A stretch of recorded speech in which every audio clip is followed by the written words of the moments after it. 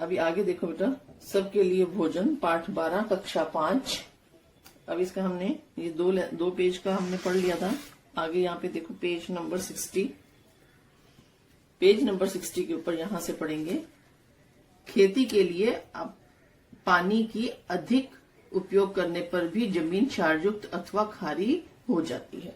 क्षारयुक्त का मतलब होता है खारापन। जैसे अम्लीय होता है खट्टापन, वैसे क्षारयुक्त होता है खारापन। ठीक है। अगर पानी के जमीन के अंदर अगर पानी की मात्रा ज्यादा होगी तो क्या होगा, जमीन कैसी हो जाएगी, क्षारयुक्त हो जाएगी। तो क्षारयुक्त जमीन के ऊपर हम खेती नहीं लगा सकते। ठीक है। जिस भाग में पानी पर्याप्त मात्रा में उपलब्ध है उस स्थानों पर क्षारयुक्त जमीन का अनुपात बढ़ता हुआ दिखाई देता है। ठीक है। तो पानी की मात्रा सबसे ज्यादा कहाँ होगी, जहाँ पे बांध बनाए जाएंगे, पानी हम रोक के रखते हैं बांध के द्वारा। ठीक है ना। तो वहां की भूमि जो होगी, आसपास की भूमि कैसी हो जाएगी, क्षारयुक्त भूमि हो जाएगी। ठीक है ना। तो अब ये क्षारयुक्त भूमि जो होती है वो धीरे धीरे फिर क्या होती है, भूमि की उर्वरकता शक्ति जो है वो खत्म होना शुरू हो जाती है। वहां पे हम फसलें लगाते हैं लेकिन फसलें अच्छे से अपने को नहीं मिलती। तो उसके लिए पहले उसका उचित प्रबंधन किया जाता है और फिर उसके बाद में उसमें उसको खेती लायक बना के और फिर खेती की जाती है। ठीक है। अब ये देखो, जमीन क्षारयुक्त होने पर मिट्टी का परीक्षण करके जमीन की कमी को दूर करते हैं। ठीक है। उसमें आवश्यक घटक तत्व डाले जाते हैं। ऐसा करने से जमीन की उत्पादकता में वृद्धि होती है, परंतु इसमें समय और पैसे की बर्बादी होती है। टाइम भी बहुत जाता है, पहले मिट्टी को ठीक करो। ठीक है ना। और फिर उसके बाद में जाके उसके ऊपर हम कुछ भी उसका उपयोग कर सकते हैं, मतलब कुछ भी चीज लगाने करने के लिए, खेती करने के लिए। इसलिए रासायनिक उर्वरकों और पानी के अत्यधिक उपयोग को नियंत्रण रखना चाहिए, जिससे जमीन क्षारयुक्त ना हो। ठीक है ना। तो अपनी फसलों को बचाने के लिए हम क्या करते हैं, रासायनिक उर्वरकों का भी उपयोग करते हैं, ताकि एक तो खेती ज्यादा हो। ठीक है। और बीच में दूसरा कीड़ा मकोड़ा ना लगे। तो क्या होता है, उससे क्या होता है कि जमीन जो है वो क्षारयुक्त हो जाती है और जमीन की भी बर्बादी होती है। जमीन की तो बर्बादी होती है लेकिन उसके साथ साथ उसकी उर्वरकता शक्ति खत्म होती है, तो उससे क्या फसलें भी कम होती हैं। फिर उसके बाद में आता है फसलों की सुरक्षा। अब फसलों की सुरक्षा, फसलें तो लगा दी अपन ने, लेकिन उसकी सुरक्षा करना बहुत जरूरी है। अगर उसको कीटक लग जाएंगे, कीड़े खा जाएंगे तो वो खाने लायक नहीं रहेगी। ठीक है ना। चूहे होंगे तो खाने लायक नहीं रहेगी, वो जमीन खराब हो जाएगी। टिड्डी दल तुमने सुना होगा अभी इन दिनों, टिड्डी दल बहुत ज्यादा जगह जगह पे जाके फसलों का नुकसान कर रहा है ना। तो इसलिए किसी भी प्रकार के कीटक ना लगे, कुछ ना हो, तो उसके लिए क्या करते हैं, कीटनाशकों का वहां पे फसलों के ऊपर छिड़काव किया जाता है। अब यहाँ पे ये देखो, ये फोटो के अंदर तुम देख रहे हो कि ये आदमी देखो यहाँ पे मास्क वगैरह पहना हुआ है इसने, यहाँ पे इसके हाथ में कीटनाशक है। ठीक है ना। तो कीटनाशकों का उपयोग ये किसके ऊपर कर रहा है, फसलों के ऊपर कर रहा है। कीड़ों द्वारा अथवा रोग लगने से फसलों को हानि पहुंचती है। इनसे बचाव के उपाय के रूप में कीड़े रोगकारक जंतुओं का विनाश करने वाले कीटनाशक फसलों पर छिड़के जाते हैं। ठीक है। अथवा बीजों की बुआई के पहले उन पर कुछ औषधियां चुपड़ दी जाती है। तो बीज अपन ने जब डालना होता है तो डालने से पहले ही बीजों के ऊपर औषधि चुपड़ के और फिर उसको बीज को जमीन में डाल देते हैं। ठीक है। तो जिससे क्या होता है, कीटक जो है उनके पास में नहीं आते और फसलें सुरक्षित रहती है। ठीक है ना। फिर उसके बाद में अनाजों का भंडारण। अब देखो बेटा, फसलें तो बन गई, फसल उग गई। ठीक है। अब उसमें से जो अनाज मिलेगा हमारे को, तो उस अनाज को हमने भंडार भी करना पड़ेगा। तो कहीं ना कहीं तो भंडार करेंगे। तो भंडार हम घर पे करेंगे या फिर अपने गोदामों में करेंगे। जैसे अभी व्यापारी लोग होते हैं तो वो अपने गोदामों में सामान रखते हैं सारा। ठीक है। गोदामों से फिर दुकानों पे आता है और दुकानों से फिर अपने घरों में आता है। ठीक है ना। तो अब गोदाम कैसे होने चाहिए, तो अब अनाज जो होता है, अनाज को हमेशा सुरक्षित जगह पे, साफ सुथरी जगह पे रखा जाता है। जगह साफ सुथरी होनी चाहिए, पहली बात। दूसरी बात, वहां पे किसी भी प्रकार के कीटक वगैरह नहीं होने चाहिए, चूहे नहीं होने चाहिए। चूहे होंगे तो क्या करेंगे, पूरे अनाज की बर्बादी कर देंगे और जगह जगह पे बीट कर देंगे। तो क्या होगा, वो अनाज खाने लायक नहीं रहेगा। ठीक है ना। फिर तीसरी खास बात ये होती है कि वहां पे जिस जगह पे हम भंडारण कर रहे हैं वहां पे हमेशा हमेशा शुष्क वातावरण होना चाहिए, सूखा वातावरण होना चाहिए, वहां पे नमी नहीं होनी चाहिए। अगर वहां पे नमी होगी तो क्या होगा, अनाज जो है वो फूल जाएगा, फूल के वहां पे उसमें कवक लग जाएगी, फफूंद लग जाएगी। ठीक है ना, तो फफूंद लगेगी तो फफूंद वाला अनाज हमारे खाने योग्य नहीं रहता, तो अनाज की बर्बादी होती है। तो इसके लिए भंडारण करते समय हमारे को किन किन चीजों का ध्यान रखना चाहिए कि ऐसा कमरा जिसके अंदर पहले बात तो ये कीड़े नहीं हो, दूसरा उसमें चूहे नहीं हो, तीसरी साफ सुथरा हो, ठीक है, और चौथी खास बात वहां पे धूप बराबर से आती रहे, धूप आती रहेगी, रोशनी आती रहेगी, तो क्या होगा, कीटक वगैरह पनपेंगे नहीं। ठीक है ना, नमी नहीं होनी चाहिए। ठीक है, ये देखो यहाँ पे इस फोटो के अंदर तुम देख रहे हो, ये अनाज की बोरियां पड़ी हुई हैं, बोरों में रखते हैं हम अनाज को, और यहाँ पे ये देखो 2 झरोके बने हुए हैं। यहाँ से ये साफ सुथरा है, इसके नीचे कुछ बिछाया हुआ है ताकि डायरेक्ट जमीन के संपर्क में बोरे ना रहे। ठीक है ना, और फिर उसके बाद में इसके अंदर यहाँ पे जो है पूरी की पूरी धूप की व्यवस्था है कि धूप बाहर से आनी चाहिए ताकि इसमें नमी ना हो। ठीक है, और कीटक वगैरह ना हो, कीड़े नहीं हो, चूहे नहीं हो। ठीक है ना, अब यहाँ पे देखो, खेती के उत्पादन में वृद्धि लाने के साथ साथ खेतों से प्राप्त अनाजों का ठीक ढंग से भंडारण करना भी उतना ही महत्वपूर्ण है। अनाजों के भंडारण के लिए कौन कौन सी विधियों का उपयोग लाए जाते हैं? अगर ये क्वेश्चन यही क्वेश्चन के रूप में आता है तो तुम उसको लिख सकते हो, कौन कौन सी विधियां लाते हैं। ठीक है ना, कौन कौन सी लाएंगे। अब यहाँ पे देखो, किसान खेतों से मिले अनाज को धूप में सुखाकर बोरों में भरते हैं, और ये बोरे घर में अथवा बिक्री के बाद गोदामों में, दुकानों में अधिक संख्या में रखे जाते हैं। भंडारित अनाज का विनाश 2 प्रकार से होता है। जो हमने भंडार किया हुआ है वो उसका विनाश 2 प्रकार से हो सकता है। कैसे? कीड़े, चींटियां, चूहे, घूस द्वारा अन्न का अत्यधिक विनाश होता है। नम तर वायुरोधी जिसमें वायु नहीं आ सकती स्थान पर अनाज का संग्रहण करने में फफूंद लग जाती है। ठीक है, और वह खाने योग्य नहीं रहता। ये 2 चीजें हैं तुम्हारे पास में, 2 तरह से विनाश होता है। अब कीड़े तथा चींटियों के उपद्रव से अनाज की सुरक्षा के लिए अनाज के संग्रह वाले स्थान पर उपयुक्त दवाओं का छिड़काव करते हैं। तो जहां पे हमने अनाज का संग्रह करना है, पहले हम वहां पे दवा का छिड़काव कर देंगे ताकि कीड़े वीड़े नहीं लगे। अनाज के भंडारण में नीम की पत्तियां भी मिला देते हैं। अब नीम की पत्तियां देखो, तुम लोगों ने अपने घर पे भी देखा होगा कि जो मम्मी है तुम्हारे घर पे, थोड़ा सा अनाज जो अपन घर पे रखते हैं तो उसमें भी हम नीचे नीम की पत्तियां लगा देते हैं। ठीक है ना, तो नीम की पत्तियों से क्या होता है, कीटक नहीं आते, कीड़े मकोड़े, धान पे कीड़ा नहीं लगता। अनाज के भंडार में नीम की पत्तियों भी मिला देते हैं। बाजार में अनाज के भंडार में रखे जाने वाले संरक्षण रसायन भी मिलते हैं। ठीक है, रसायन भी मिलते हैं, अपने को केमिकल्स भी मिलते हैं, जो केमिकल्स का उपयोग करके हम कीड़ों से बचा सकते हैं। उनकी गंध के कारण अनाज में कीड़े नहीं लगते। अनाज का संग्रह करने वाली जगह पर पर्याप्त शुष्क रखे जाते हैं जिससे अनाज में फफूंदी न लगे। शुष्क मतलब सूखा। साथ ही सावधानी भी रखते हैं। आगे देखो बेटा, थोड़ा सोचो।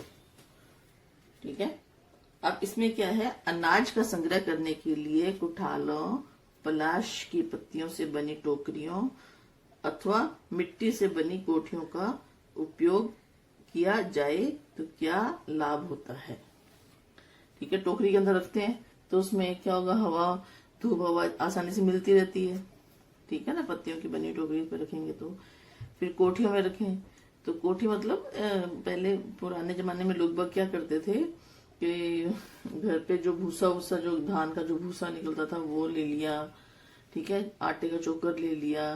ठीक है, इनको मिला के बड़ी बड़ी कोठियां बना दे, तो वो क्या होती है, सूखी होती है, तो उसके अंदर अनाज जो वो सुरक्षित रहता था। ठीक है, खाद्य संचयन और पर्यावरण संवर्धन। खाद्य संचयन का मतलब ये खाद्य मीन्स खाने का भोजन, खाने लायक जो चीज होती है, भोजन हो गया, खाद्य पदार्थ। ठीक है, संचयन मीन्स उसका संचय करना, भोजन का संचय करना, और पर्यावरण संवर्धन।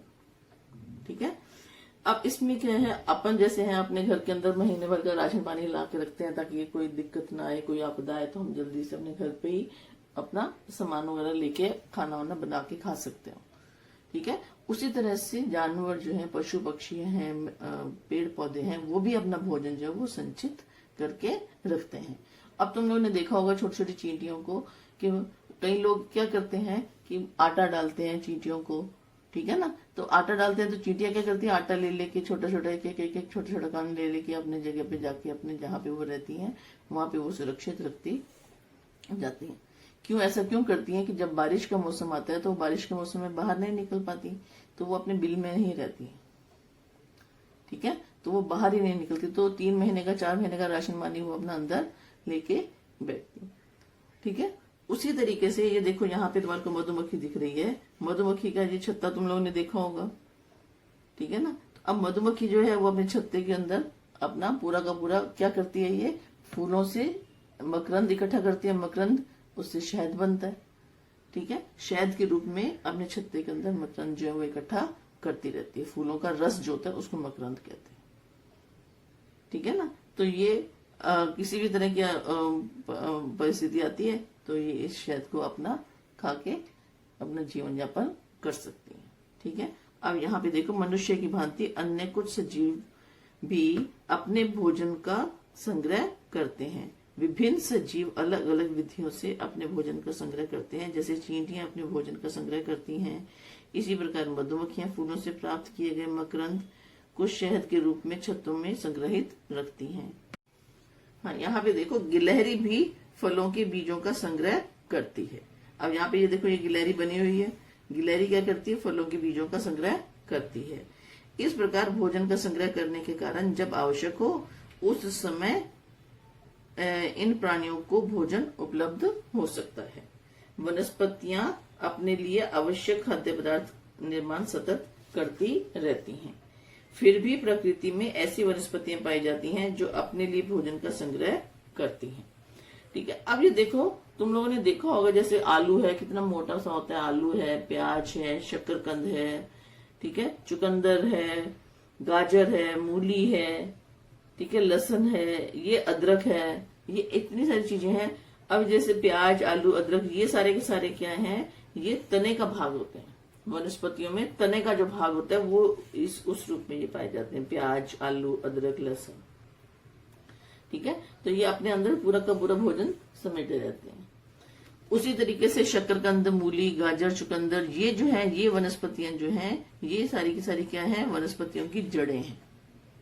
तो जड़ों के रूप में भोजन संग्रहित करती हैं। इन भागों में ये वनस्पतियां भोजन का संग्रह करती हैं। आवश्यकता अनुसार हम भी घर में खाद्यान्नों का संग्रह करते हैं। मैंने तुमको पहले बताया ही था। ठीक है ना, सुधारित कृषि प्रौद्योगिकी द्वारा भारत में अधिक मात्रा में अनाज का उत्पादन हो रहा है। ठीक है, अब जो कृषि जो खेती करते हैं उनको कृषि विज्ञान कहा जाता है। कृषि विज्ञान के जो बदलाव आया है तकनीकी से, प्रौद्योगिकी से, ठीक है, तो उसके कारण क्या हुआ है कि अन्न का अपने यहाँ पे भंडार बढ़ने शुरू हो गए हैं। तो किसी भी प्रकार की आपदा आए, आपदा का मतलब ये होता है कि किसी भी विषम परिस्थितियां होती हैं, कभी बाढ़ आ जाती है तो पूरी की पूरी खेती खत्म हो जाती है।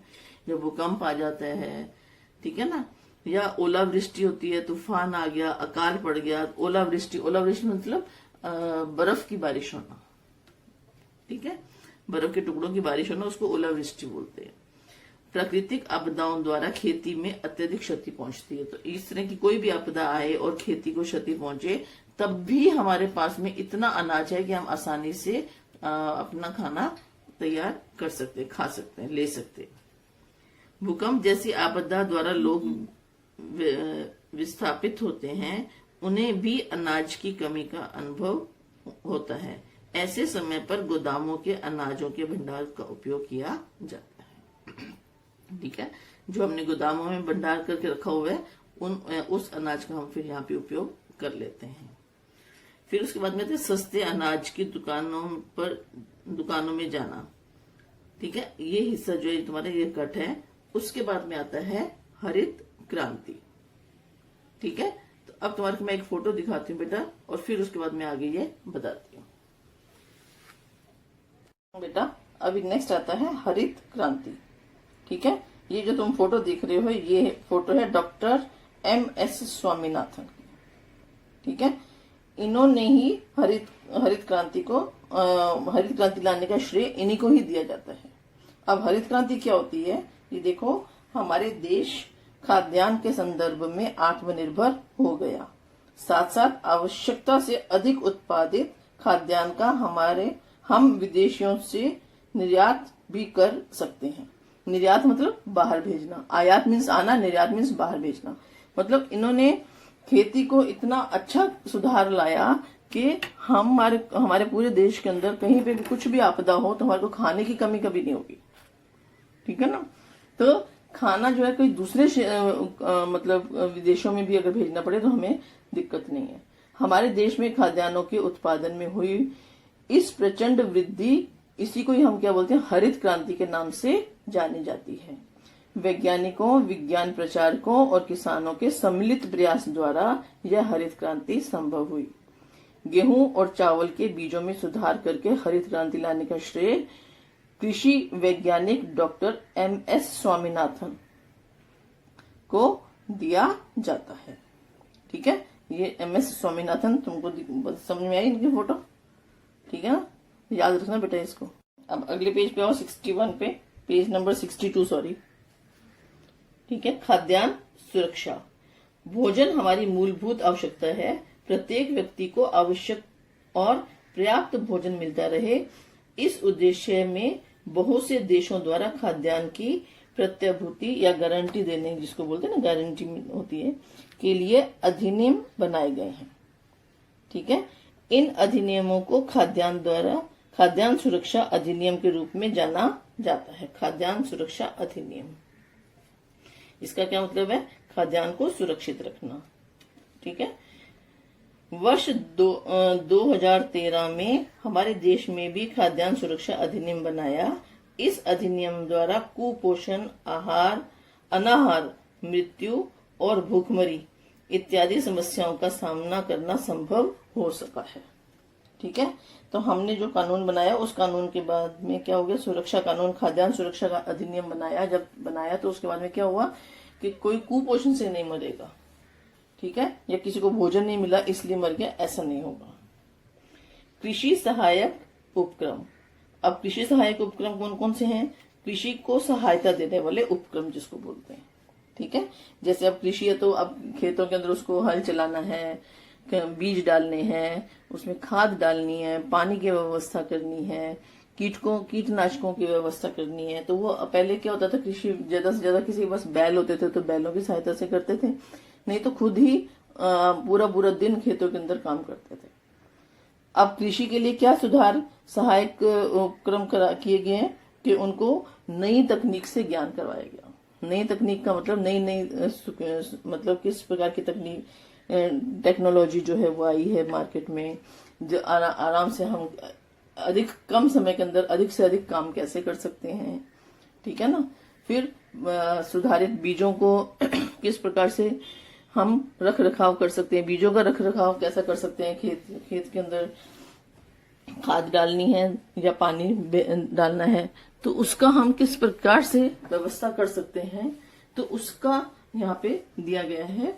तो अब यहाँ पे देखो, ये तुम्हारे को दिख रहा है फोटो के अंदर, ये किसान है, इसके पास में ये बोरा है, इसमें सामान पड़ा हुआ है और इधर ये ट्रैक्टर है, यहाँ पे ये ट्यूबवेल बना हुआ है। ठीक है ना। और ये देखो, ये छोटी छोटी लाइनें बनी हुई हैं, क्यारियां बनी हुई हैं, तो ये ट्यूबवेल की सहायता से पानी जो है सारे खेतों के अंदर आराम से चला जाता है। तो अब इसमें क्या हो गई, किसान की मेहनत कम हो गई। ठीक है, और कम समय के अंदर वो अधिक से अधिक धान उगा सकता है, अधिक से अधिक धान को संभाल सकता है। ठीक है ना।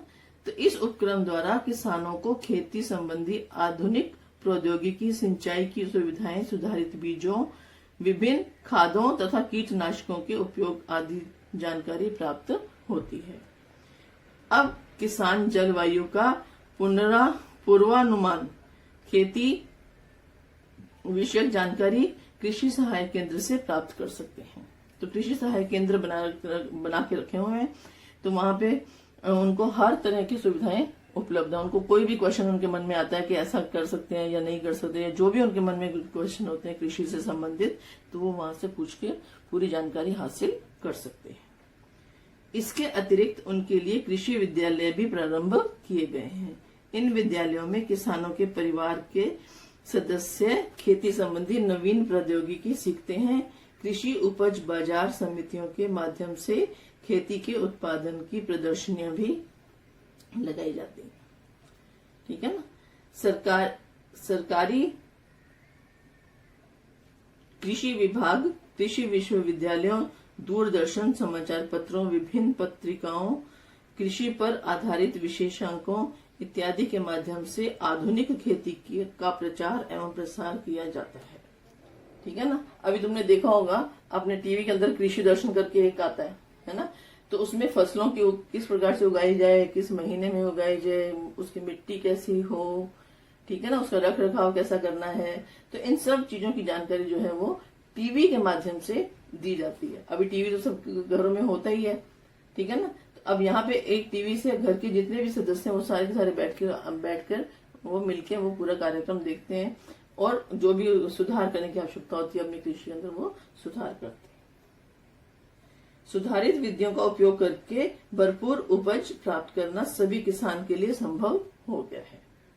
इसका लाभ संपूर्ण देश को हो रहा है। ठीक है ना। अब यहाँ पे देखो बेटा, आगे क्या तुम जानते हो, ये तुम्हारा कट है, ये नहीं आएगा, इसे सदैव ध्यान रखो।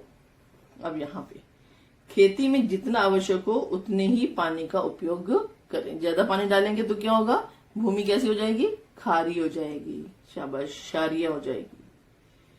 फिर उसके बाद में रासायनिक उर्वरकों और कीटनाशकों का उपयोग करते समय सावधानी रखें, उनका अतिरिक्त उपयोग कदापि न करें। हमने क्या सीखा, खरीफ तथा रबी खेती के दो मुख्य मौसम हैं। सुधारित कृषि प्रौद्योगिकी द्वारा खाद्यान्न उत्पादन में वृद्धि होती है। कृषि सहायक उपक्रमों द्वारा किसानों को खेती के संबंध में नवीन प्रौद्योगिकी की जानकारी मिलती है। ठीक है। अब यहाँ पे लेसन खत्म होता है।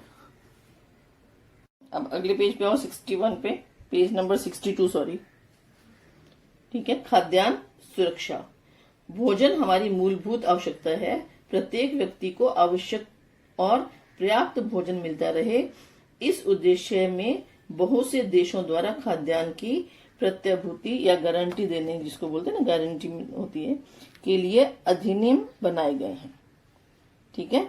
इन अधिनियमों को खाद्यान्न सुरक्षा अधिनियम के रूप में जाना जाता है। खाद्यान्न सुरक्षा अधिनियम, इसका क्या मतलब है, खाद्यान्न को सुरक्षित रखना। ठीक है। वर्ष 2013 में हमारे देश में भी खाद्यान्न सुरक्षा अधिनियम बनाया। इस अधिनियम द्वारा कुपोषण, अनाहार, मृत्यु और भूखमरी इत्यादि समस्याओं का सामना करना संभव हो सका है। ठीक है। तो हमने जो कानून बनाया उस कानून के बाद में क्या हो गया, सुरक्षा कानून, खाद्यान्न सुरक्षा का अधिनियम बनाया। जब बनाया तो उसके बाद में क्या हुआ कि कोई कुपोषण से नहीं मरेगा, ठीक है, या किसी को भोजन नहीं मिला इसलिए मर गया, ऐसा नहीं होगा। कृषि सहायक उपक्रम। अब कृषि सहायक उपक्रम कौन कौन से हैं, कृषि को सहायता देने वाले उपक्रम जिसको बोलते हैं। ठीक है। जैसे अब कृषि है तो अब खेतों के अंदर उसको हल चलाना है, बीज डालने हैं, उसमें खाद डालनी है, पानी की व्यवस्था करनी है, कीटनाशकों की व्यवस्था करनी है। तो वो पहले क्या होता था, कृषि ज्यादा से ज्यादा किसी के पास बैल होते थे तो बैलों की सहायता से करते थे, नहीं तो खुद ही पूरा दिन खेतों के अंदर काम करते थे। अब कृषि के लिए क्या सुधार सहायक उपक्रम किए गए हैं कि उनको नई तकनीक से ज्ञान करवाया गया। नई तकनीक का मतलब नई मतलब किस प्रकार की तकनीक, टेक्नोलॉजी जो है वो आई है मार्केट में, जो आराम से हम अधिक कम समय के अंदर अधिक से अधिक काम कैसे कर सकते हैं। ठीक है ना। फिर सुधारित बीजों को किस प्रकार से हम रख रखाव कर सकते हैं, बीजों का रख रखाव कैसा कर सकते हैं, खेत के अंदर खाद डालनी है या पानी डालना है तो उसका हम किस प्रकार से व्यवस्था कर सकते हैं, तो उसका यहाँ पे दिया गया है। तो अब यहाँ पे देखो, ये एक तुम्हारे को दिख रहा है फोटो के अंदर, ये किसान है, इसके पास में ये बोरा है, इसमें सामान पड़ा हुआ है, और इधर ये ट्रैक्टर है, यहाँ पे ये ट्यूबवेल बना हुआ है, ठीक है ना। और ये देखो, ये छोटी छोटी लाइनें बनी हुई हैं, क्यारियां बनी हुई हैं, तो ये ट्यूबवेल की सहायता से पानी जो है सारे खेतों के अंदर आराम से चला जाता है। तो अब इसमें क्या हो गई, किसान की मेहनत कम हो गई, ठीक है, और कम समय के अंदर वो अधिक से अधिक धान उगा सकता है, अधिक से अधिक धान को संभाल सकता है, ठीक है ना। तो इस उपक्रम द्वारा किसानों को खेती संबंधी आधुनिक प्रौद्योगिकी, सिंचाई की सुविधाएं, सुधारित बीजों, विभिन्न खादों तथा कीटनाशकों के उपयोग आदि जानकारी प्राप्त होती है। अब किसान जलवायु का पूर्वानुमान, खेती विषयक जानकारी कृषि सहायक केंद्र से प्राप्त कर सकते हैं। तो कृषि सहायक केंद्र बना के रखे हुए हैं, तो वहां पे उनको हर तरह की सुविधाएं उपलब्ध है। उनको कोई भी क्वेश्चन उनके मन में आता है कि ऐसा कर सकते हैं या नहीं कर सकते, या जो भी उनके मन में क्वेश्चन होते हैं कृषि से संबंधित, तो वो वहां से पूछ के पूरी जानकारी हासिल कर सकते हैं। इसके अतिरिक्त उनके लिए कृषि विद्यालय भी प्रारंभ किए गए हैं। इन विद्यालयों में किसानों के परिवार के सदस्य खेती संबंधी नवीन प्रौद्योगिकी सीखते हैं। कृषि उपज बाजार समितियों के माध्यम से खेती के उत्पादन की प्रदर्शनियां भी लगाई जाती है, ठीक है ना। सरकारी कृषि विभाग कृषि विश्वविद्यालयों, दूरदर्शन, समाचार पत्रों, विभिन्न पत्रिकाओं, कृषि पर आधारित विशेषांकों इत्यादि के माध्यम से आधुनिक खेती का प्रचार एवं प्रसार किया जाता है, ठीक है ना। अभी तुमने देखा होगा अपने टीवी के अंदर कृषि दर्शन करके एक आता है ना, तो उसमें फसलों की किस प्रकार से उगाई जाए, किस महीने में उगाई जाए, उसकी मिट्टी कैसी हो, ठीक है ना, उसका रख रखाव कैसा करना है, तो इन सब चीजों की जानकारी जो है वो टीवी के माध्यम से दी जाती है। अभी टीवी तो सब घरों में होता ही है, ठीक है ना। तो अब यहाँ पे एक टीवी से घर के जितने भी सदस्य हैं वो सारे के सारे बैठकर वो मिलके वो पूरा कार्यक्रम देखते हैं, और जो भी सुधार करने की आवश्यकता होती है अपनी कृषि के अंदर वो सुधार करते हैं। सुधारित विधियों का उपयोग करके भरपूर उपज प्राप्त करना सभी किसान के लिए संभव हो गया है। इसका लाभ संपूर्ण देश को हो रहा है, ठीक है ना। अब यहाँ पे देखो बेटा, आगे क्या तुम जानते हो, ये तुम्हारा कट है, ये नहीं आएगा, इसे सदैव ध्यान रखो। अब यहाँ पे खेती में जितना आवश्यक हो उतने ही पानी का उपयोग करें। ज्यादा पानी डालेंगे तो क्या होगा, भूमि कैसी हो जाएगी, खारी हो जाएगी, शाबाश, क्षारीय हो जाएगी। फिर उसके बाद में रासायनिक उर्वरकों और कीटनाशकों का उपयोग करते समय सावधानी रखें, उनका अतिरिक्त उपयोग कदापि न करें। हमने क्या सीखा, खरीफ तथा रबी खेती के दो मुख्य मौसम हैं। सुधारित कृषि प्रौद्योगिकी द्वारा खाद्यान्न उत्पादन में वृद्धि होती है। कृषि सहायक उपक्रमों द्वारा किसानों को खेती के संबंध में नवीन प्रौद्योगिकी की जानकारी मिलती है, ठीक है। अब यहाँ पे लेसन खत्म होता है।